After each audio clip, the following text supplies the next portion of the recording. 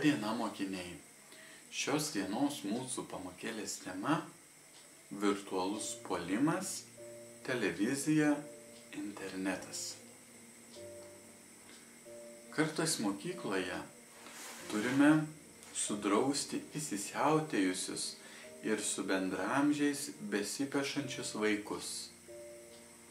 Kai susipažįstame su jų artimaisiais, nustembame, kad čia yra mieli, geri ir tvarkingi žmonės.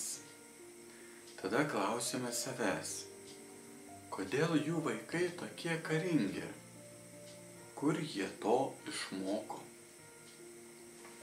Pasidomėjus, kaip šie išdykėliai elgiasi namuose ir su kuo jie draugauja, dažnai išgirstame atsakymą, kad jų namuose tarsi nėra, nes jie sėdi prie televizoriaus arba kompiuterio savo kambaryje ir ruošia pamokas.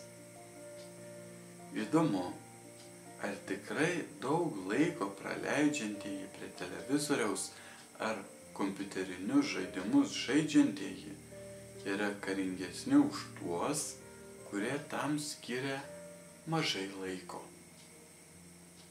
Mokiniai, šiandien atsakysime į klausimus, kaip bažnyčia vertina televiziją ir internetą. Kokią informaciją mes renkamės ir kodėl. Paklausykime tekstų. Dėl dabarties žmonių visuomenės raidos ir glaudesnių jos narių tarpusavio ryšių informacija yra labai naudinga, dažnai net būtina, nes greitas įvykių ir faktų paskelbimas padeda žmonėms visada geriau viską sužinoti. Tai įgalina visus veikliai prisidėti prie bendrosios gerovės ir našiau darbuotis visos piliečių visuomenės pažangai. Juk žmonių visuomenė turi teisę būti informuojama apie tai, kas pagal kiekvieno padėtį naudinga žinoti. Tiek pavieniams žmonėms, tiek susijungusiems į visuomenę. Idant šią teisę būtų galima deramai naudotis, turinio atžvilgiu informacija visuomet turi atitikti tikrovę. Ir kiek leidžia teisingumas ir meilė būti išsami. Be to, formos atžvilgiu ji turi būti garbinga ir priderama. Tai yra, renkant žinias ir jas skelbiant, turi būti laikomasi moralės įstatymų ir nepažeidžiama žmogaus teisių bei orumo. Juk ne kiekvienas žinojimas naudingas, užtat meilė ugdo. Paklausykime dar vieno teksto.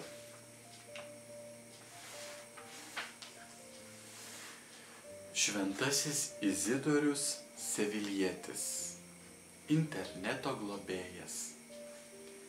Šventasis Izidorius Sevilietis, vyskupas ir bažnyčios mokytojas, gimė apie 560 metus kilmingoje šeimoje Kartachenoje, Ispanijoje. Yra išlikę daugybė švento Izidoriaus parašytų veikalų, bet nedaug žinių apie jo asmenį. Po tėvų mirties jį auklėjo vyresnysis brolis abatas Leandras. Jaunystės metais įstojo į vienuolyną, buvo šventintas kunigu. Sulaukęs 30 metų buvo išrinktas vienuolyno abatu.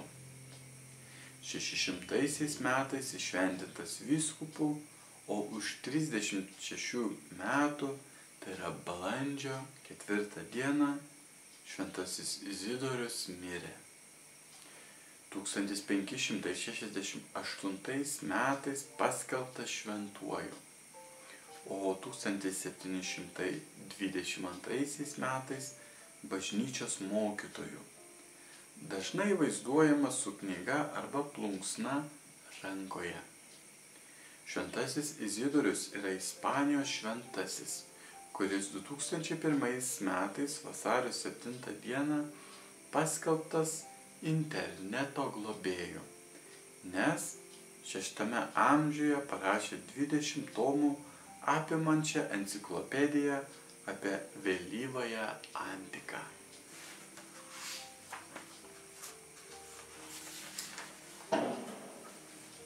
Mokslininkai ir moksliniai tyrinėjimai parodo žmogaus viršenybę prieš kūriniją. Mokslas ir technika yra didelės vertybės. Kai jos tarnauja žmogui ir padeda jam visapusiškai augti visų žmonių labui. Tačiau vien tik jie nepajėgia nurodyti žmogaus gyvenimo ir jo pažangos prasmės. Mokslas ir technika yra skirti žmogui, kurio dėka jie atsirado ir plėtojasi. Tad tik žmogus ir jo dorinė vertė gali būti jiems kelrodis ir nurodyti jų ribas. Vaikai, atsakykime į klausimus. Kada ir kodėl mums labiausiai reikia informacijos? Koks turėtų būti informacijos turinys? Kokia turėtų būti informacijos forma? Kodėl šventasis Izidorius paskelbtas interneto globėju? Ir kokia yra mokslo ir technikos paskirtis bei kokia viso to įtaka žmogaus dorai. Mokiniai, ačiū už pamąstymus. Šios dienos pamokėlė baigta. Nepamirškite atlikti užduočių pratybų sąsiuvinyje. Sėkmės darbuojantis ir iki pasimatymo.